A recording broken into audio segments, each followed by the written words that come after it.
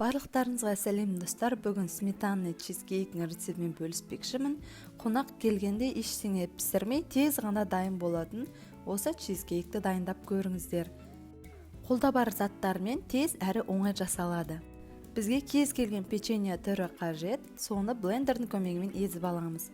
Каналымызға тіркеліп лайк басып қолдау көрсетуді ұмытпаңыздар. Қызықты рецептілермен бөлісемін. Жалпы заттардың көлемі описанияда және видеода көрсетілген. Бұл чизкейктің коржигі 2 заттан құралады. Осы печенье және де сары май.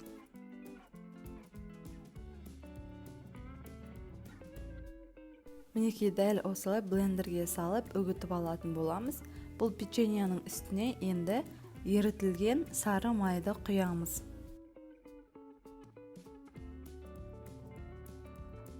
Жақсылап араластырамыз. Біздің печеньеміз бір-біріне жабысқақ болып шығу керек. Біз формаға салған кезде өз формасын ұстап тұру үшін. Менде форма 24 диаметр. Сіздер 20 диаметрге салсаңыздар биік болып шығады. Осы 24 диаметрге бокалдың көмегімен басып нығыздап формасын шығарамыз.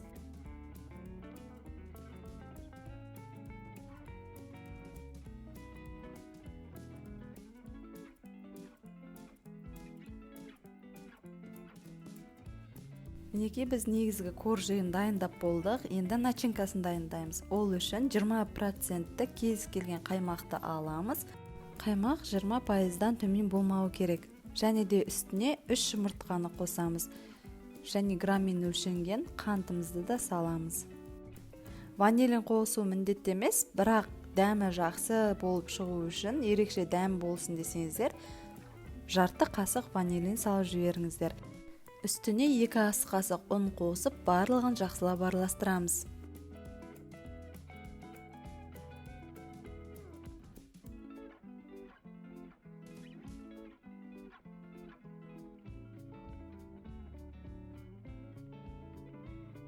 Мінекей біздің массамыз бір келкі болып араласты. Енді дайын формамызға осы массаны құйып шығамыз.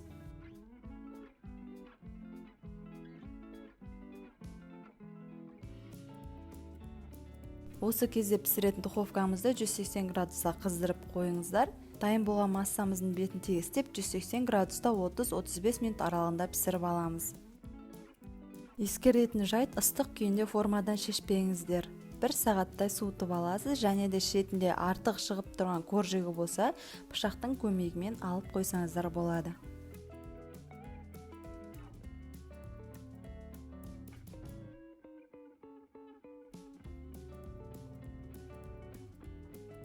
Мінекей достар, өте оңай әрі жылдам жасалатын осы чизкейкті жасап көріңіздер.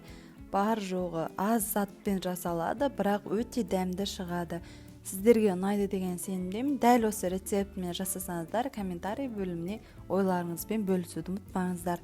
Бетін өз қалауларыңызға сай әрлесеңіздер болады. Мен ерітілген шоколад құйып әрлеп шықтым. Сіздермен болған Альмира. Каналымызға тіркеліп лайк басып қолдау көрсетуді ұмытпаңыздар. Жаңа шыққан рецептілерді жіберіп алмау үшін қоңырауша белгісін басып қойыңыздар. Ас болсын!